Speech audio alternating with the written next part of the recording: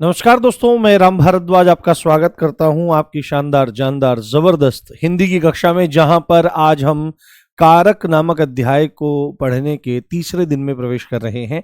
और आज ये अंतिम दिन भी होने वाला है, क्योंकि कारक के चार भेदों को, जिसमें आपके कर्ता है, कर्म, और उसके बाद करण और संप्रदान, इनको हम पढ़ चुके हैं। आज अपादान, संबंध, अधिकरण और संबोधन, इनको हम देखने का, समझने का प्रयास करेंगे और जानने का प्रयास करेंगे। जल्दी से आप लोग आ जाइए, फिर आज की शानदार क्लास को शुरू करते हैं। और अभी मैं क्लास को करने से पहले आपके कुछ डाउट्स देख रहा था जो डाउट ग्रुप में थे।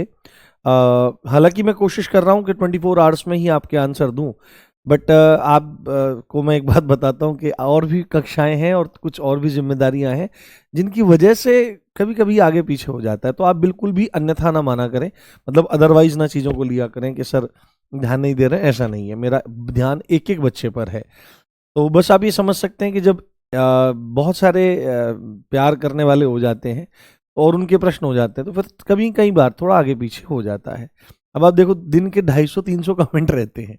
अब 250-300 कमेंट दिन के हों यार, फिर उसमें समय लगता है, और ऐसे ही कम से कम 5-6 ग्रुप हो रहे हैं, तो समय लग जाता है। ठीक है, तो मुझे एक दो चीज़ का डिस्कशन करना है जो आपके बार बार डाउट आ रहे हैं, जिससे वो डाउट आपके ना आए। जी, गुड मॉर्निंग गाइज, स्माइल करके, स्माइल के साथ गुड मॉर्निंग बोला करो, ऐसे नहीं बोला करो। ऐसे गुड मॉर्निंग बोलने में कोई मजा नहीं है। जी, कैसे हैं आप सब? बहुत शानदार, बहुत जबरदस्त, जिंदाबाद। चलो बिना देरी करे शुरू करते हैं आज का शानदार सेशन। और कल का सेशन आपको बहुत अच्छा लगा होगा, मुझे पूरी उम्मीद है, और आपने खूब उसका आनंद लिया होगा। देखो, मैं ना पहले इस स्लाइड को लिख रहा हूं, फिर इसको मिटा दूंगा। ये देखो, एक दो डाउट मुझे सबसे ज्यादा दिखाई दिए आपके। दो डाउट मुझे सबसे ज्यादा दिखाई दिए आपके। पहला डाउट तो ये था कि भाई स्वरों की संख्या वाला, किसका? स्वरों की संख्या, स्वरों की संख्या वाला। हालांकि मैंने इसको बहुत बार आपको बता दिया है, बहुत बार चीज़ों को आपको समझा दिया गया है। हाँ, ये स्माइल, बहुत बार मैंने इसको आपको बता दिया है।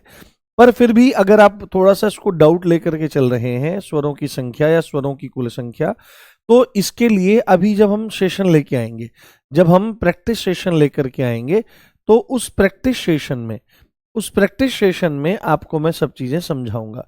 इस प्रैक्टिस सेशन में इसको मैं और ज़्यादा क्लियर कर दूंगा, जिससे आपको कोई डाउट ही नहीं रहेगा।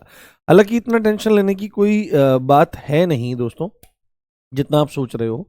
दूसरी बात है, दूसरा जो है वो है सिलेबस कंप्लीट होने को लेकर के, कि सर सिलेबस कब तक पूरा हो जाएगा। तो सिलेबस की चिंता मत करो, अभी परीक्षा, मुझे पता है डेट आ गई है, पर हमको उससे भी ज़्यादा ध्यान नहीं देना है कि हमारा सिलेबस बहुत अच्छे तरीके से पूरा हो। क्योंकि सिलेबस अगर एक महीने में पूरा कर दिया जाए और जून में आपका पेपर हो और पेपर में क्वेश्चन आपको एक भी ना लगे, तो उसका कोई मतलब वास्ता नहीं है। तो आप पढ़ने पर ध्यान दो, समय हमारे पास पर्याप्त है, 4 महीने का समय है। अप्रैल में हम हद से हद आपका सिलेबस पूरा कर देंगे। तो सिलेबस आपका पूरा हो जाएगा अप्रैल तक, ऐसा मैं पूरा प्रयास कर रहा हूँ। अब इसमें आगे पीछे। और तीसरा एक डाउट आ रहा है, जो हम लिंग नामक अध्याय पढ़ रहे थे, लिंग नामक अध्याय जो हम पढ़ रहे थे, उसमें हमने उकारांत शब्द को देखा था। क्या देखा था? उकारांत शब्द को देखा था, उकारांत शब्द। तो वहां पर क्या हुआ है कि उकारांत शब्द स्त्रीलिंग होते हैं। क्या होते हैं बेटे? उकारांत शब्द स्त्रीलिंग होते हैं, स्त्रीलिंग होते हैं। पर भूलवश ऐसा हो जाता है कई बार कि ध्यान पूरा लगा रहता है, परंतु मैंने बोला स्त्रीलिंग ही है। उदाहरण भी जो दिए हैं वो स्त्रीलिंग के ही दिए हैं। तो इतना आपको भी अंडरस्टैंड करना चाहिए कि सर क्या बोल रहे हैं। कई बार ध्यान इधर उधर चला जाता है। ध्यान इधर उधर चले जाने का मतलब है कि हो जाती हैं लिखने में कई बार छोटी मोटी गलतियां, और ये रेयर होती हैं। आप भी देख रहे हो, मेरे साथ रेयर ही है, हर किसी टीचर के साथ होती है। तो इसका मैं सुधार करवा दूंगा। ये यहाँ पर मैं बता देता हूँ आपको, ये पुल्लिंग नहीं है। ठीक है, ये पुल्लिंग नहीं है। कोई बच्चा भी कह रहा था कि पॉइंट नंबर 16 है, ये पुल्लिंग नहीं है, ये स्त्रीलिंग है। वहां पर उदाहरण भी हमने स्त्रीलिंग के लिए हैं। तो आपको बिल्कुल भी डाउट करने की कोई जरूरत नहीं है। अच्छे से आप लोग पढ़ते रहो, अच्छे से आप चीजों को जानते रहो। बताओ, अब कोई वैसा, ये बहुत आ रहे थे तो इसलिए मैंने आपको बताया, थोड़ा सा आप भी मतलब यूज किया करो और चीजों को बेहतर ढंग से देखा करो। हाँ, इस पे ध्यान मत दो बोर्ड के टाइम पर, अभी लाइव ही क्लास चल रही है, ये इंटरनेट से अपडेट होता है। ठीक है, तो ये हमने यहां पर देख लिया है। अब हम अपने सेशन को शुरू करते हैं। अब हम अपने सेशन को शुरू करते हैं मेरे भाई, और सेशन में हमारा क्या चल रहा है? हमारा चल रहा है कारक। क्या चल रहा है बाबू? हमारा चल रहा है कारक। ठीक है, कारक चल रहा है। कल कल तक के में कोई दिक्कत तो नहीं है? ओके है ना सब? एक बार थम्स अप करके बताइए। हाँ, प्रैक्टिस सेट शनिवार से वीकली टेस्ट कहेंगे, वीकली प्रैक्टिस इसको कहेंगे, प्रैक्टिस सेट नहीं कहेंगे। ठीक है, चलो आगे चलते हैं। बहुत बढ़िया मेरे भाई। तो यहां पर अब 5वें नंबर पर आपको क्या लिखना है? 5वें नंबर पर हमने क्या किया? कर्ता ने फिर कर्म को और करण से जान, संप्रदान को के लिए अपादान से मान। तो यहां पर 5वें नंबर पर हमारा क्या आ जाएगा? हमारा 5वें नंबर पर आ जाएगा अपादान कारक। क्या आ जाएगा बच्चे? हमारा यहां पर आ जाएगा अपादान कारक। अपादान कारक, तो अपादान कारक है। तो आपको सबसे पहले इन चीजों को बहुत बेहतर ढंग से समझने के लिए शाब्दिक अर्थ, बहुत बढ़िया दोस्तों, शाब्दिक अर्थ की तरफ जाना बहुत जरूरी होता है। क्योंकि अगर आप हिंदी पढ़ रहे हो या कोई भी चीज पढ़ रहे हो तो उनके शब्दों के अर्थ पर जाइए। देखो मैथ्स में भी आपकी दिक्कतें क्यों होती हैं? बहुत सारे बच्चे ऐसे होते हैं उनको मैथ्स में प्रॉब्लम होती है। क्यों? क्योंकि वो क्वेश्चन को ढंग से ही नहीं पढ़ते हैं। और जब आप क्वेश्चन को ढंग से और पूरे लय से पढ़ेंगे तो आपको सॉल्यूशन वहीं मिल जाता है। हम क्वेश्चन ढंग से नहीं पढ़ पाते हैं। यहां पर हम सीधे अपादान कारक पढ़ लेते हैं, परंतु कभी भी हम इस बात का प्रयास नहीं करते कि अपादान जो शब्द है, अब अपादान जो शब्द है इसका शाब्दिक अर्थ क्या होगा, इस अपादान शब्द का शाब्दिक अर्थ क्या दिखाई देगा।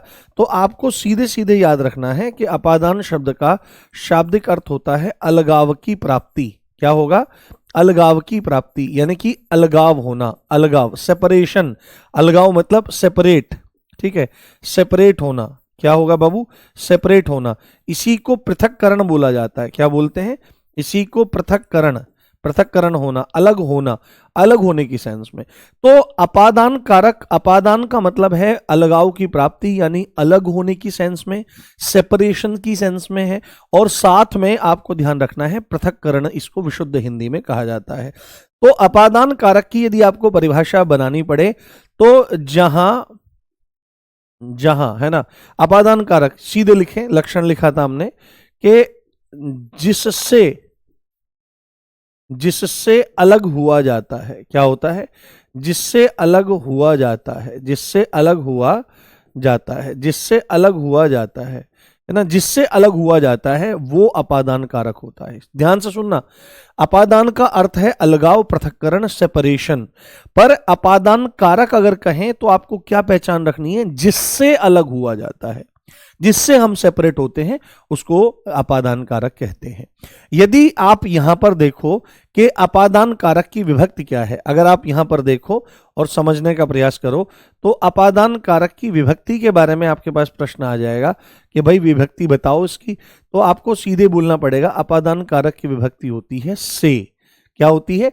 अपादान कारक की विभक्ति होती है से। तो अगर पेपर में क्वेश्चन आ जाए, अगर पेपर में क्वेश्चन आ जाए, जैसे मैं एक यहां पर एग्जांपल लेता हूं, मैं यहां पर एक एग्जांपल लेता हूं, एक एग्जांपल लेता हूं यहां पर।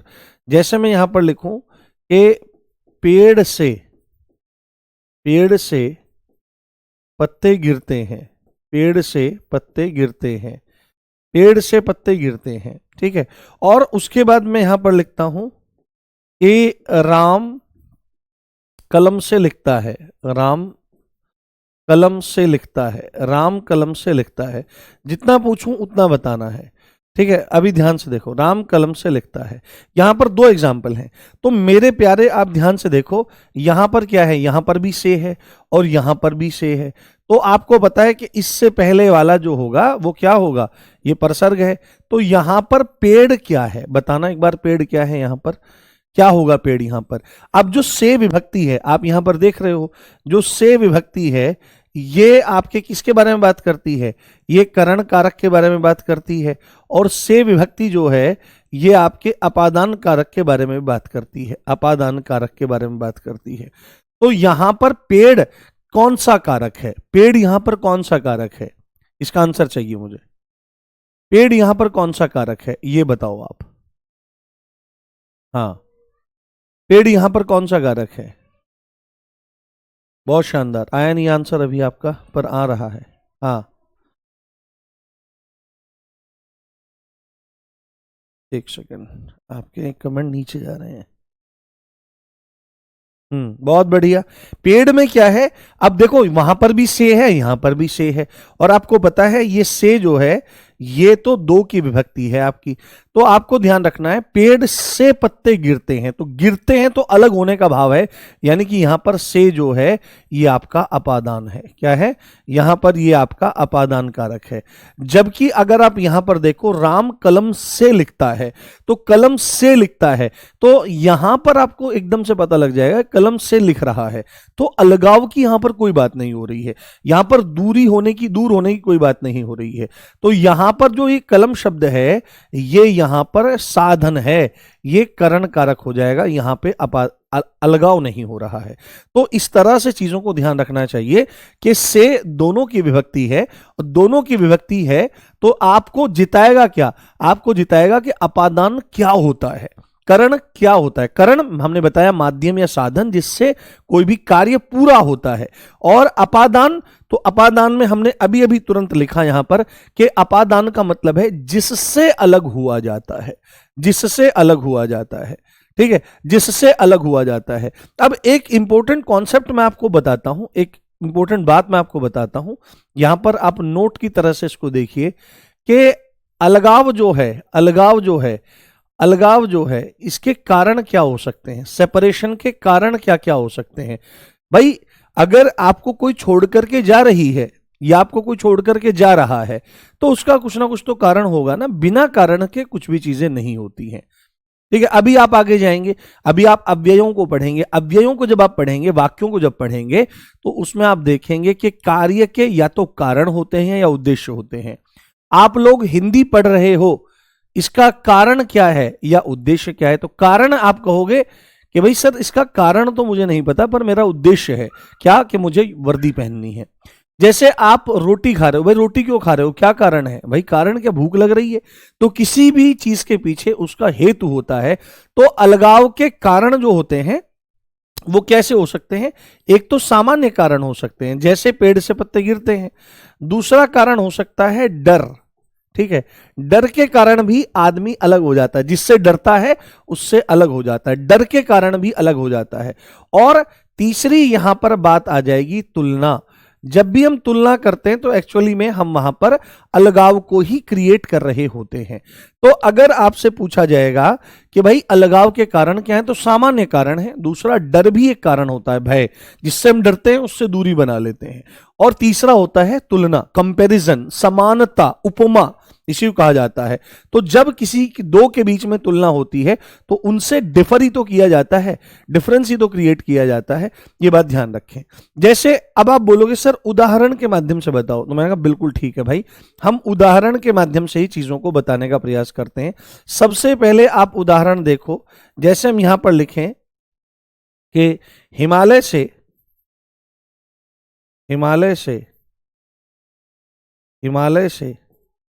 गंगा निकलती है, हिमालय से गंगा निकलती है, हिमालय से गंगा निकलती है, हिमालय से गंगा निकलती है, हिमालय से गंगा निकलती है। एक एग्जाम्पल हमने ये देखा। उसके बाद यहां पर हम लिखें लड़की छत से गिर गई, लड़की छत से गिर गई, लड़की छत से गिर गई, लड़की छत से गिर गई। तो आप यहां पर बहुत अच्छे से देखो कि हिमालय से गंगा निकलती है, यानी कि हिमालय और गंगा के बीच में अलगाव आ रहा है, एक सामान्य कारण है, एक भौगोलिक चीज है, एक ज्योग्राफिकल कंडीशन है। तो हिमालय और गंगा के बीच में अलगाव हो रहा है, ठीक है। यहां पर देखो क्या है कि हिमालय और गंगा के बीच में अलगाव है, गंगा हिमालय से दूर हो रही है, अलगाव किस किस के बीच में, हिमालय और गंगा के बीच में, हिमालय और गंगा के बीच में। तो अलगाव हमको समझ में आया।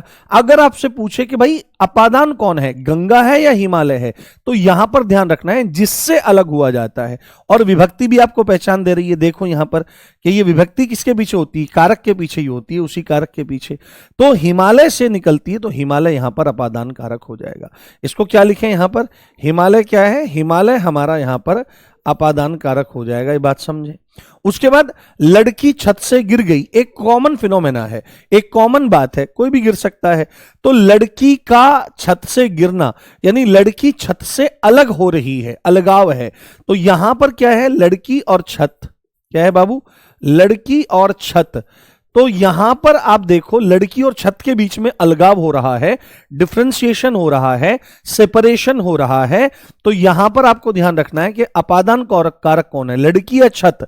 तो जिससे अलग हुआ जाता है, क्या होता है बेटे, जिससे अलग हुआ जाता है। तो छत से अलग हो रहे हैं, तो यहां पर क्या आ जाएगा, छत है हमारा यहां पर अपादान कारक, छत है हमारा यहां पर अपादान कारक।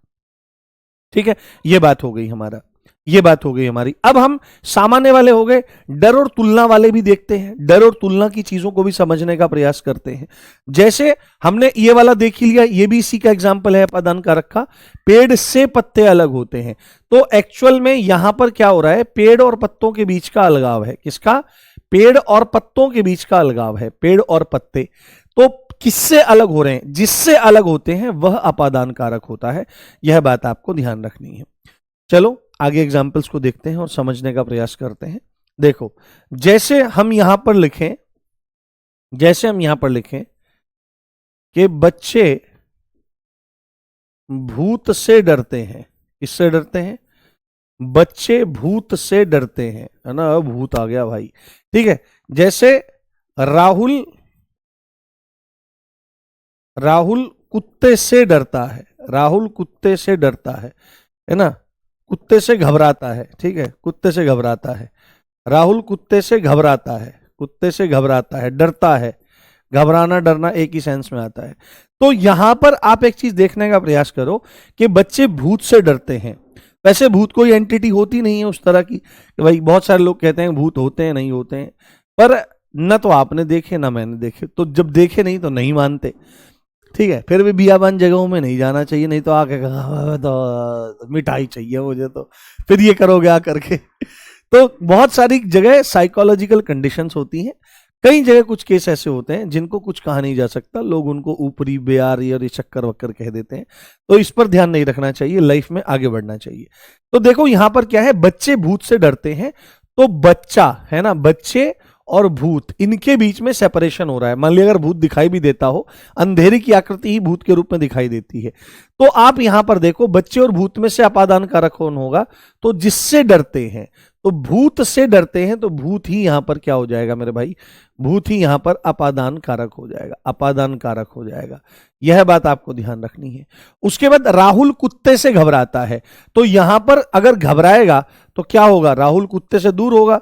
बहुत सारे लोग तो ऐसे होते हैं कि भाई कुत्तों से बहुत मोहब्बत रखते हैं, मैं भी उनमें से एक हूं, पर मैं घर में नहीं पालता हूं, घर में पालना मुझे सही नहीं लगता कि कुत्ते भाई सब बिस्तर में भी जा रहे हैं, थाली में भी खा रहे हैं, भाई वो मुझे ठीक नहीं लगता। अब आपको कैसा लगता होगा वो आप पर मैं छोड़ता हूं। पर ऐसे से मतलब जैसे जिन घरों में कुत्ते पाले जाते हैं, जिन घरों में कुत्ते पाले जाते हैं, एक बार क्या हुआ कि हम एक रिश्तेदार के, मैं एक रिश्तेदार के यहाँ गया हुआ था, तो उनके यहाँ एक हस्की नाम, हस्की होती है ना, कुतिया होती है, कुत्ता होता है, साइबेरियन कुत्ता होता है, नीली सी आंख होती है और भेड़िए जैसा लगता है। तो उसको गर्मी बहुत लगती है क्योंकि साइबेरियन ब्रीड है रशिया की। तो भाई मैं नहा करके निकला, उनके यहाँ टब था बढ़िया, और टब में ठंडा पानी, गर्मी का दिन था, मैं ठंडे पानी में नहा करके निकला। भाई जैसे मैं निकला कुतिया घुस गई उसमें उस टब में। भाई साहब मेरा जो वहां जिंदगी हराम हुई, मेरी जिंदगी में, भाई इसमें कुत्ते नहा रहे हैं, इसी में हम नहा रहे हैं। भाई फिर नहीं गया मैं दोबारा वहां पे, दोबारा मैं कभी नहीं गया वहां पे। तो ऐसी स्थिति है। तो कुत्ते जो हैं, तो अब जैसे अब मैं कुत्तों से घबराता हूं क्योंकि हमारी गली के बाहर भी जैसे कुत्ते उत्ते घूमते रहते हैं। तो कोई रैंडम कुत्ता आ गया, मैंने रोटी दी, उसने पूंछ हिलाई, मैंने सोचा 2-4 बार रोटी दी, दोस्ती है, जैसे मैंने सिर पर हाथ पकड़ाया, कच्च से हाथ पकड़ लिया, तो 3 बार तो रेबीज लग चुकी है मुझे।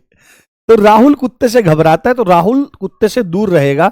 तो यहां पर जिससे दूर हुआ जाता है, कौन, कुत्ते से दूर हुआ जा रहा है, तो कुत्ता यहां पर हमारा अपादान कारक हो जाएगा। क्या हो जाएगा मेरे भाई, यहां पर कुत्ता हमारा अपादान कारक हो जाएगा।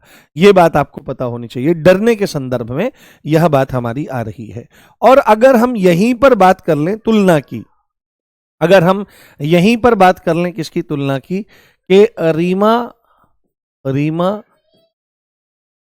सीमा से सुंदर है। रीमा सीमा से सुंदर है। रीमा सीमा से सुंदर है। राम घनश्याम से ज्यादा बुद्धिमान है। देखो, आदमियों के बारे में सुंदर सुंदरता की बात नहीं होती है। जो तुम फेयर एंड लवली लगाते हो ना, या फेयर एंड हैंडसम लगाते हो, तो इसको लगाने का कोई लॉजिक बनता नहीं है। पुरुष जो होते हैं वो ऐसे नहीं होते हैं। भाई साहब, अगर आपको किन्नर चिकना बोल करके जा रहा है तो क्या फायदा है? कोई फायदा नहीं है।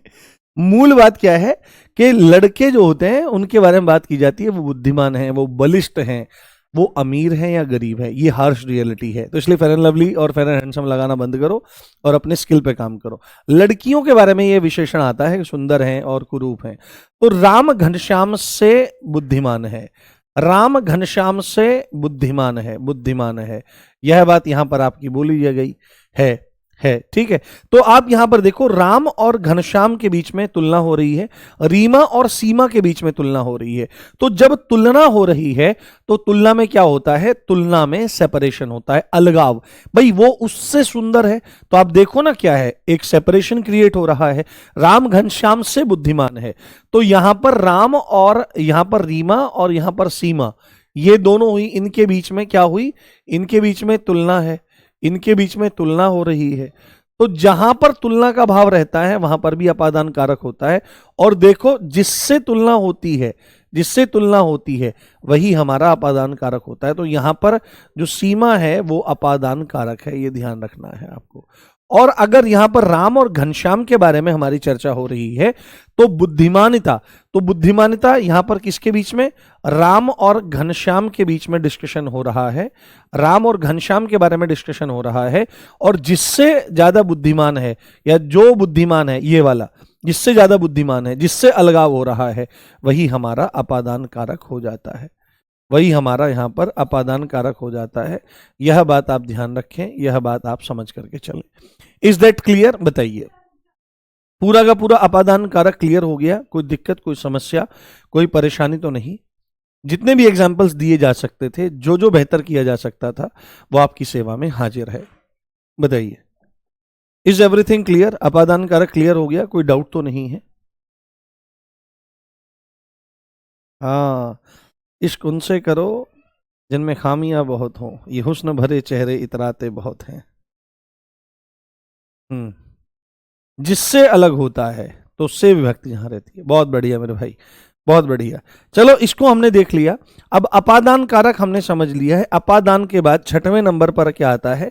छठवें नंबर पर हमारा आ जाता है संबंध कारक। क्या आ जाता है? छठे नंबर पर संबंध कारक आ जाता है। संबंध कारक छठे नंबर पर आपका आ जाता है, संबंध कारक। मैं आपको एक बात बताऊं मेरे बारे में। आप में से कुछ बच्चे, एक दो बच्चे कह रहे थे तुम ध्यान नहीं देते हो, तुम मानते नहीं हो। अब मेरे को पता ही नहीं है हो क्या रखा है। भाई ऑन द स्पॉट आपने बता दिया होता कि उकारांत के सामने सर स्त्रीलिंग होना है, आपने गलती से पुल्लिंग लिख दिया है। एक भाई सब लिख रहा है, एक भाई बच्चा आप मानते नहीं हो, ऐसा नहीं करते, वैसा नहीं करते। भाई ऐसा कुछ नहीं है, मैं कभी भी रिजिड नहीं हूं। ठीक है, मैं अगर इस दुनिया के जितने भी टीचर्स हैं, जितने भी टीचर्स हैं इस दुनिया में, उनमें अगर आप सबसे आगे किसी को खड़ा पाएंगे तो कोई भी हो सकता है, उस लाइन में सबसे पीछे अगर मुझे खड़ा किसी को पाएंगे तो मुझे खड़ा पाएंगे। मैं सबसे पीछे हूं, मुझे कुछ नहीं आता है। ठीक है, गुरुजनों की कृपा है, उनकी कृपा से मैं थोड़ा बहुत पढ़ा लेता हूं, बाकी यही सच्चाई है और इसमें कोई भी बनावटी बात नहीं है। संबंध कारक, तो संबंध कारक को आपको ध्यान से देखना है। संबंध कारक में क्या आ जाएगा? कोई कह रहा है स्पीड बढ़ाइए, ये मोटरसाइकिल नहीं है बच्चे, ये कॉन्सेप्ट है। एक बार समझ में आ गया तो कोई दिक्कत नहीं होगी। संबंध कारक आपने संभवतः पहले चीजों को उतनी गंभीरता से नहीं पढ़ा होगा। मैं हिंदी का गणित पढ़ाने का प्रयास कर रहा हूं, हिंदी का गणित एक कॉन्सेप्ट के साथ में, जिससे दोबारा आपको हिंदी पढ़ने की जरूरत शायद ही पड़ेगी। तो संबंध कारक को आप ध्यान में रखो। संबंध क्या होता है? संबंध मतलब इसका शाब्दिक अर्थ क्या है? संबंध बताने वाला। ठीक है, शाब्दिक अर्थ क्या है? तो शाब्दिक अर्थ यही है, रिश्ता। ये रिश्ता क्या कहलाता है? रिश्ता, जिससे रिश्ता होता है, या इसी को क्या कह देते हैं हम? इसको रिलेशन, इसी को हम रिलेशन कह देते हैं, इसी को हम रिलेशन कह देते हैं। तो संबंध कारक एक्चुअल में क्या बोला जाएगा कि जिससे संबंध पाया जाता है, जिससे संबंध होता है, जिससे संबंध होता है, ये ध्यान रखें, जिससे संबंध होता है। जिससे संबंध होता है, जिससे संबंध होता है उसको संबंध कारक कहा जाता है। जिससे संबंध होता है, इस चीज को बहुत गंभीरता से देखें और बहुत गंभीरता से जानने का प्रयास करें। जिससे संबंध होता है, हालांकि संबंध कारक को पहचानने में बहुत देर नहीं लगती है और बहुत सरलता से आप इसको पहचान लेते हैं, परंतु इस चीज को ध्यान रखें जिससे रिलेशन होता है।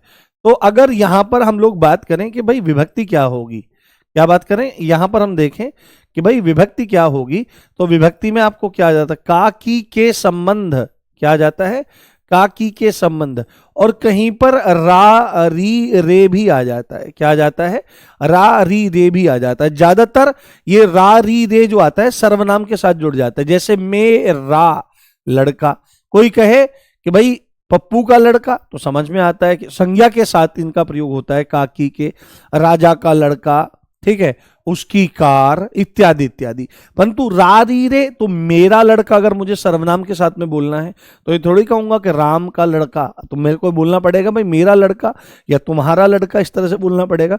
तो सर्वनाम के साथ में रारा रीरी रारा ये आपका शुरू हो जाता है, ठीक है। जैसे उदाहरण देखो, इसमें कुछ ऐसी विशेष बात नहीं है जिसको बताया जाए, उदाहरण स्वरूप आप चीजों को देखो कि राजा का लड़का, क्या लिखो इसमें, राजा का लड़का, इसमें क्या लिखा जाएगा मेरे प्यारे, राजा का लड़का वीर है, राजा का लड़का वीर है। उसमें हम आगे कुछ भी कह दें, राजा का लड़का वीर है, राजा का लड़का वीर है। जैसे श्यामा की कार, श्यामा की कार, श्यामा की कार काली है, श्यामा की कार काली है, ये हमने एग्जाम्पल ले लिया। उसके बाद यहां पर जैसे मैं लिखने लगूं कि मेरा भाई, इसका भाई, मेरा भाई पुलिस में है, मेरा भाई पुलिस में है, आप सब मेरे भाई हो, ठीक है, आप सब मेरे भाई हो, तो आप सब पुलिस में हो, ठीक है, इस बात का ध्यान रखना है। तो आप यहां पर देखो, यहां पर संबंध किस और किसके बीच में है, संबंध जो है यहां पर वो राजा और लड़के के मध्य संबंध है, राजा और लड़के के मध्य संबंध है यहां पर। उसके बाद यहां पर किसका संबंध है, यहां पर श्यामा की कार, तो श्यामा और कार के मध्य यहां पर संबंध है, और यहां पर मेरे और मेरे भाई के मध्य संबंध है। तो यहां पर संबंध क्या है, मैं और भाई, मैं और भाई, और इनमें भी अगर संबंध कारक कोई पूछने लगे तो राजा का लड़का जिससे संबंध होता है, श्यामा की कार तो जिससे संबंध होता है, और मेरा भाई, तो आप देखो यहां पर रा आ रहा है, रा, या मेरी बहन या मेरे भाई या मेरी, वो बहुवचन में चला जाएगा। तो यहां पर देखो, यहां पर मैं क्या है, यहां पर आप देखना चाहोगे तो यहां पर जो आपका संबंध कारक होगा वो मैं हो जाएगा। क्या हो जाएगा, यहां पर संबंध कारक राजा है क्योंकि राजा से संबंध है, यहां पर संबंध कारक कौन है, यहां पर संबंध कारक श्यामा है, और यहां पर संबंध कारक क्या है, मैं हूं। भाई संबंध कारक, कारक मतलब करने वाला, ये भी तो कॉन्सेप्ट पढ़ो ना आप, चीजों को समझो। संबंध कारक, संबंध को करने वाला, तो संबंध को बनाने वाला, संबंध बना कौन रहा है, संबंध कारक, कारक मतलब करने वाला या बनाने वाला। तो संबंध कौन बना रहा है, राजा बना रहा है, राजा का लड़का।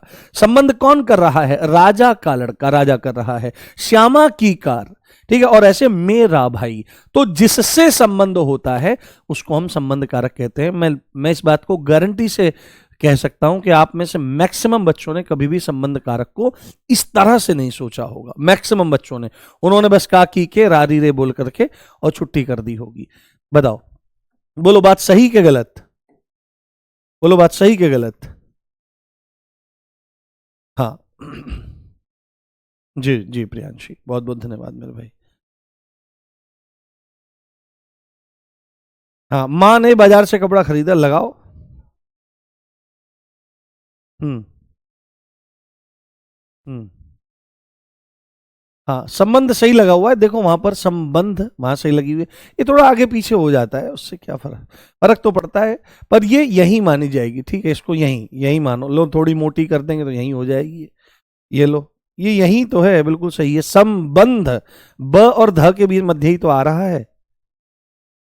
हाँ, चलो चलो, बहुत बढ़िया मेरे भाई, संबंध कारक हो गया। अब उसके बाद हमारा अगला आ जाता है क्या, अगला आ जाता है हमारा अधिकरण। बहुत गंभीरता से समझना है अधिकरण को, क्योंकि अधिकरण से प्रश्न आते हैं, अधिकरण से प्रश्न आते हैं। अधिकरण कारक, अधिकरण कारक हमारा हो गया, क्या हो गया मेरे बाबू, हमारा अधिकरण कारक हो गया है, अधिकरण कारक। तो यहां पर सीधे ही हम बता देते हैं कि अधिकरण का मतलब में पर, सीधे क्या होते हैं, में पर में पर का क्या मतलब है, आप तो विभक्ति बता रहे हो, में पर नहीं बताना है। अधिकरण शब्द के शाब्दिक अर्थ की भी चर्चा जरूर करनी है, अधिकरण शब्द के शाब्दिक अर्थ की चर्चा भी आपको जरूर करनी है कि अधिकरण शब्द का शाब्दिक अर्थ, क्योंकि एग्जामिनर के दिमाग में आ गया कि भाई मैं तो अधिकरण का शाब्दिक अर्थ पूछूंगा, तो आपको बोलना है अधिकरण शब्द का अर्थ होता है आधार। और इस शब्द के अर्थ को आप अगर पकड़ लेंगे तो आगे जब हम समुच्चय बोधक अव्यय पढ़ेंगे उसमें समानाधिकरण शब्द आएगा और व्यधिकरण शब्द आएगा, और बच्चे घूम जाते हैं। समान अधिकरण, समान आधार पर, व्यधिकरण, वी धन अधिकरण, वी मतलब उपसर्ग है कौन सा, विपरीत, अलग होने की सेंस में, और अधिकरण मतलब आधार, भिन्न आधार पर। तो यहां पर क्या है, इसका अधिकरण का मतलब होता है आधार, आधार मतलब बेस, आधार मतलब बेस। तो यहां पर अधिकरण शब्द का अर्थ आधार है, बेस है, तो तुरंत एकदम दिमाग में प्रश्न आना चाहिए कि सर आधार है या बेस है, तो किसका बेस है। तो ये वो वाला बेस नहीं है कि बेबी को बेस पसंद है, दैट इज नॉट, है ना, ये वो नहीं है। अधिकरण का मतलब आधार है, तो सीधे सीधे आपको यहां पर लिखना पड़ेगा कि क्रिया का आधार, क्या बताना पड़ेगा, क्रिया का आधार, क्रिया का आधार, क्रिया का आधार, क्रिया का आधार ही अधिकरण कारक है, आधार को बनाने वाला। और कैसा आधार, क्रिया का आधार, तो एकदम से प्रश्न आएगा कैसा आधार। आप बोलोगे कैसा आधार, तो आपको बोलना पड़ेगा कि भाई आधार होंगे दो तरह के, आधार होंगे दो तरह के। पहला होगा भीतरी आधार, पहला होगा भीतरी आधार, भीतरी आधार, है ना, भीतरी आधार होगा। और दूसरा होगा मेरे भाई बाहरी आधार, बाहरी आधार होगा, बाहरी आधार। यानी क्रिया जहां पर हो रही है या कोई चीज कहीं पर स्थित है और होना। यानी क्रिया क्या होती है, क्रिया क्या होती है, क्रिया का होना या करना पाया जाता है। तो जैसे मैं यहां खड़ा हूं, ठीक है, खड़ा हूं, या पुस्तक कमरे में है, तो खड़े होना तो करने की सेंस में है, मैं पुस्तक कमरे में है तो होना भी क्रिया होती है, ये बात ध्यान रखें। तो भीतरी आधार, तो भीतर क्या होता है, इनसाइड, और इनसाइड के लिए जो विभक्ति यूज होती है वो होती है में। और बाहरी आधार, पुस्तक मेज पर है, तो जो क्रिया को आधार प्रदान करता है, आधार कैसा, तो भीतरी आधार में और बाहरी आधार में पर। और अगर मैं आपको याद दिलाना चाहूं कि में और पर जो हैं ये आपकी विभक्तियां हैं, ये क्या है मेरे भाई, ये आपकी विभक्ति है, ये आपकी विभक्ति है, यही आपके परसर्ग हैं, किसके, यही आपके परसर्ग हैं, यही आपकी विभक्ति हैं, किसकी, अधिकरण कारक की, किसकी, अधिकरण कारक की। जब आप क्रिया के भीतरी आधार की बात करेंगे तो आप में का यूज करेंगे, क्योंकि इन में को अंग्रेजी में क्या कहते हैं, इन, और इसको क्या कहते हैं, बाहरी आधार, ऑन। तो ऑन तो बाहरी होगा और में क्या होगा, इनसाइड की बात हो रही होगी, तो ये ध्यान रखना है। उसके बाद यहां पर अगर हम लिखने लगे कि भाई मास्टर जी उदाहरण के माध्यम से चीजों को बताइए, उदाहरण के माध्यम से चीजों को बताइए, तो जैसे मैं यहां पर लिखूं कि बच्चा, बच्चा कमरे में, बच्चा कमरे में खेल रहा है, बच्चा कमरे में खेल रहा है, हिंदुस्तान बोल रहा है, बच्चा कमरे में खेल रहा है, पुस्तक मेज पर रखी है, पुस्तक मेज पर रखी है, पुस्तक मेज पर रखी है, पुस्तक मेज पर रखी है, पुस्तक मेज पर रखी है। तो दो ही एग्जाम्पल इसके लेते हैं। अब आप यहां पर देखो कि यहां पर क्रिया का आधार है, तो क्रिया क्या है, क्रिया है खेलना, क्रिया क्या है, क्रिया है हमारा यहां पर खेलना, और आपका पुस्तक मेज पर रखी है, तो रखे होना यहां पर क्रिया है, क्या है, रखे होना, होना यहां पर क्रिया है।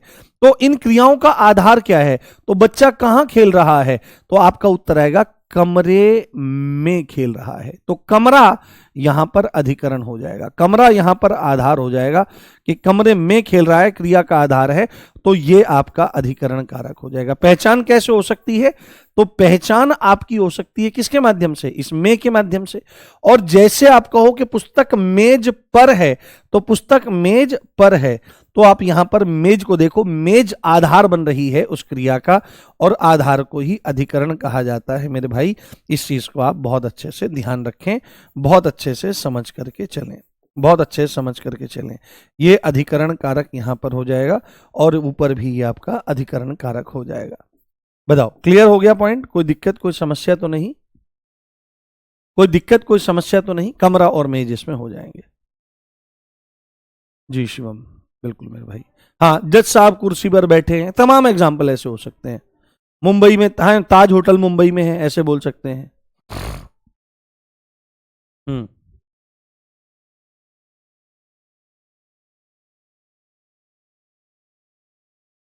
बताइए, बताओ, क्लियर है? कोई दिक्कत तो नहीं? समझ में आ गया अधिकरण? एक एक चीज जो मेरे द्वारा आपको यहां पर बताई जा रही है वो बहुत ज्यादा इंपॉर्टेंट है, और पेपर में भी आपको दिक्कत नहीं आएगी, कारक में आपको दिक्कत नहीं आएगी मेरे भाई। किसी भी टॉपिक जो जो मैं आपको बता रहा हूं उसमें दिक्कत बिल्कुल नहीं आने वाली। हम्म। हाँ, मेरे साथ में थोड़ा सा ये रहता है कि हो सकता है कि मेरी किसी टॉपिक की क्लास एक फालतू हो जाए, बट आपको समझ में बहुत अच्छा आएगा।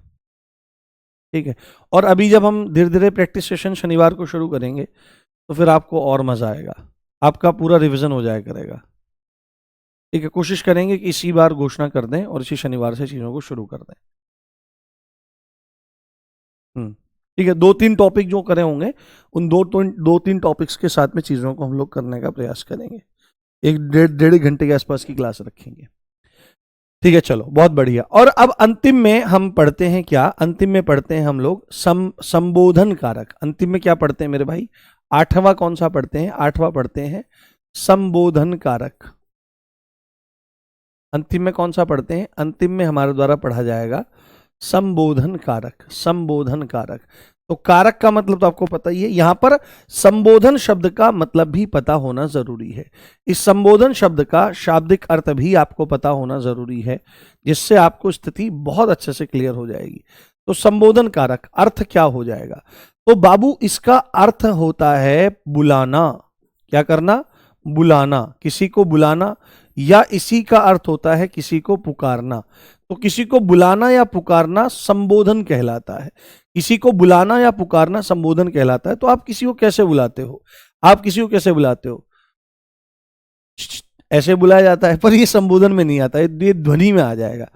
जैसे हे, अरे, अजी। जैसे अब तो तुम बालक हो, तुम में से कुछ लोग ऐसे भी होंगे जिनका विवाह हो चुका होगा, क्योंकि अलग अलग कैटेगरी से आप सब लोग हैं, तो उसमें छूट मिल जाती है। तो कुछ जिनका विवाह हो गया होगा उनको ये बात पता होगी, बट आप में से मैक्सिमम ऐसे होंगे जो अपने ब्याह की तैयारी कर रहे हैं। क्या बेबी, मेरे को थोड़ा सा टाइम दिला दो अपने पापा से, बस कांस्टेबल में आपके पार कर दूंगा मामला में ना। ठीक है, कोई बात नहीं। तो जब वही देवी जी आपकी धर्मपत्नी बन करके आ जाएंगी, या कोई और आ जाएंगी, ये तो इसमें तो कोई पक्की बात नहीं है, तो तुरंत वो कहेंगी, शुरू शुरू में क्या रहेगा? शुरू शुरू में क्या? अजी सुनते हो? तो अजी, जैसे वो बोले अजी सुनते हो, तो अजी जो शब्द है ये संबोधन है, आपको बुलाया जा रहा है। और जैसे अब थोड़ी देर बाद में, कुछ दिन तो प्रेम चलेगा, उसके बाद थोड़ा सा प्रेम पुराना हो जाएगा, तो फिर दूर से रे सुने के, जैसे हरियाणा में बोलता है रे सुने, रे सीधे अजी से र पे आ जाएगी, रे सुने के। तो यहां पर स्थिति क्या बनेगी? यहां पर स्थिति बनेगी आपकी कि भाई ये बुलाना है। जैसे हम अपनी माता को बुलाते हैं, बहुत सारे बच्चे हैं अपनी माता को बुलाते हैं, तो अरी कह करके संबोधित करते हैं, री कह करके अरी ऐसे बोलते हैं ना, अरी। तो ये सब संबोधन होते हैं आपके। तो यहां पर आप ध्यान रखो, संबोधन का मतलब क्या होता है कि बुलाना या पुकारना। ठीक है, तो जिन शब्दों से, है ना, जिन शब्दों से, जिन शब्दों से, जिन शब्दों से बुलाया या पुकारा जाता है, बुलाया या पुकारा जाता है, जिन शब्दों से बुलाया या पुकारा जाता है, उन्हीं को क्या कहते हैं? उन्हीं को हम संबोधन कह देते हैं। जैसे इसमें बहुत सारे शब्द हैं, इसकी अगर विभक्तियों को हमको देखना हो, अगर इसकी विभक्ति हमको देखनी है प्यारे, विभक्ति अगर हमको उसकी देखनी है, तो वही हे, अरे, अजी, है ना, अरी, री, आदि आदि ये शब्द हो जाएंगे। और इसकी पहचान क्या है? तो पहचान आप देखो इसमें क्या है, इसकी अगर आपको पहचान जाननी है तो स्पष्ट रूप से आपको इसकी पहचान लग जाएगी कि आपको संबोधन के साथ में, संबोधन के साथ में, संबोधन के साथ में, संबोधन के साथ में आपको ये विस्मयादि बोधक चिन्ह मिल जाएगा। ये पहचान है और ये तो बहुत सरलता से पहचान आ जाता है और इसमें इतना कुछ ज्यादा टेंशन वाली बात नहीं है। जैसे इसके उदाहरण अगर हम लोग देखना शुरू करें तो क्या हो जाएगा, उदाहरण अगर हम लोग देखना शुरू करें तो उदाहरणों में क्या क्या आ जाएगा, जैसे जैसे आपने बोला हे भगवान, तो भगवान को आपने बुलाया हे कह करके, तो यहां पर ये जो है हे शब्द है, ये संबोधन कारक का आपका पूरा का पूरा हो जाएगा, हे भगवान। तो जिसे बुलाया जाता है, जिन शब्दों से बुलाया जाता है उसको संबोधन कहा जाता है। ठीक है, हे भगवान मुझ पर कृपा करो, क्या है, मुझ पर कृपा करो, मुझ पर कृपा करो, मुझ पर कृपा करो। जैसे आप बोलने लगो अजी, है ना, और अजी बोल करके कह दिया सुनते हो, अजी सुनते हो, ये हो गया आपका।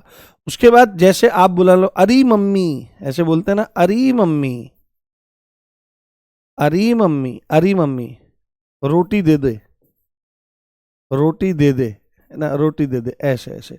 तो ये आपकी पहचान होती है संबोधन कारक की, इससे आप चीजों को पहचान सकते हो और सरलता से चीजों को अपने पक्ष में ला सकते हो। तो ये हमारा कारक अध्याय पूरा हो गया है।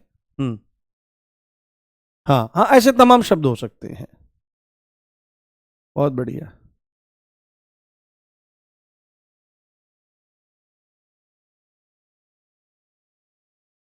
हम्म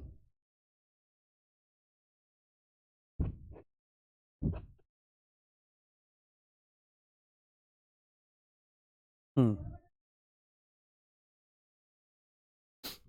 बहुत बढ़िया, शानदार। हाँ, ओ माय गॉड, रुक जाओ मेरे भाई, रुक जाओ दोस्तों। हम्म, बहुत शानदार, बहुत जबरदस्त। अगर आप देखो, कुछ बच्चे कह रहे हैं कि सर इसको और स्पष्ट करो, तो अगर आप इसको और भी स्पष्ट करना चाहते हो तो यहां पर ऐसे लिख सकते हो आप, इसको इसको हटा देते हैं यहां से, इसको और स्पष्ट कर देते हैं, है ना, सीधे सीधे, क्योंकि ये खुद भी, क्योंकि इसको बहुत सारे वैयाकरण कारक भी नहीं मानते। तो यहां पर सीधे सीधे ऐसे लिख लो कि जहां बुलाए जाने, इसको ऐसे लिख लो, बुलाए जाने या पुकारने का भाव होता है। ठीक, ऐसे लिख लो इसको, या पुकारने का भाव होता है, या पुकारने का भाव होता है, या पुकारने का भाव होता है, जहां बुलाए जाने और पुकारने का भाव होता है, ये ज्यादा सही रहेगा। इसको आप यहां पर नोट कर लो और लिखने का प्रयास करो। ठीक है, बहुत शानदार मेरे भाई, बहुत बढ़िया, बहुत शानदार। चलिए,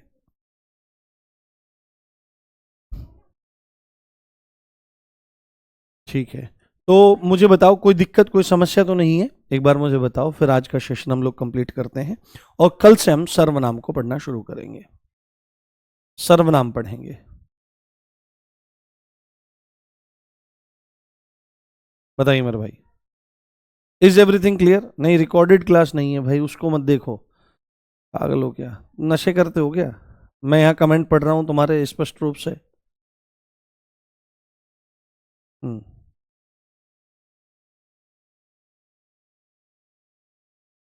बहुत बढ़िया। हम्म, बहुत शानदार, जबरदस्त। ठीक है, तो एक बार मैं इसको रिकैप कर देता हूं, एक दो बच्चे कह रहे हैं इस बारे में। तो अपादान कारक जिससे अलग हुआ जाता है, विभक्ति से है, इसका शाब्दिक अर्थ होता है अलगाव, पृथक्करण, अलगाव या पृथक्करण। उधर पृथक्करण तो नहीं कट रहा है, थोड़ा छोटा कर देते हैं इसको। हम्म, तो अलगाव या पृथक्करण, तो अलगाव के कारण क्या हो सकते हैं? तो सामान्य कारण हो सकते हैं, डर या तुलना हो सकता है। उदाहरण, हिमालय से गंगा निकलती, छत से लड़की गिर गई, है ना, लड़की छत से गिर गई। उसके बाद पेड़ से पत्ते गिरते हैं, this is the example of difference between अपादान और करण। ये ध्यान रखना है आपको कि इन दोनों के मध्य आपको अंतर कैसे करना है। उसके बाद यहां पर बच्चे भूत से डरते हैं, तो डर के कारण अलगाव है। राहुल कुत्ते से घबराता है, तो यहां पर घबराहट यानी डर के कारण ही अलगाव है। रीमा सीमा से सुंदर है, राम घनश्याम से बुद्धिमान है, तो यहां पर क्या हो रहा है, यहां पर तुलना के वजह से अलगाव हो रहा है। उसके बाद संबंध, जिससे संबंध होता है, तो शाब्दिक अर्थ रिश्ता है, काकी के रारी रे इसकी विभक्तियां हैं, जैसे राजा का लड़का वीर है, श्यामा की कार काली है, मेरा भाई पुलिस में है। उसके बाद अधिकरण का मतलब क्या होता है, अधिकरण का मतलब होता है आधार, बेस, क्रिया का आधार। कैसा आधार, तो भीतरी आधार, बाहरी आधार, जिसकी विभक्तियां हैं में और पर। तो जहां आप देख सकते हो बच्चा कमरे में खेल रहा है और पुस्तक मेज पर है। और अंतिम हमारा हो जाएगा संबोधन, जहां बुलाए या पुकारने का भाव, बुलाए जाने या पुकारने का भाव होता है, वहां पर संबोधन कारक होता है। शाब्दिक अर्थ बुलाना या पुकारना होता है।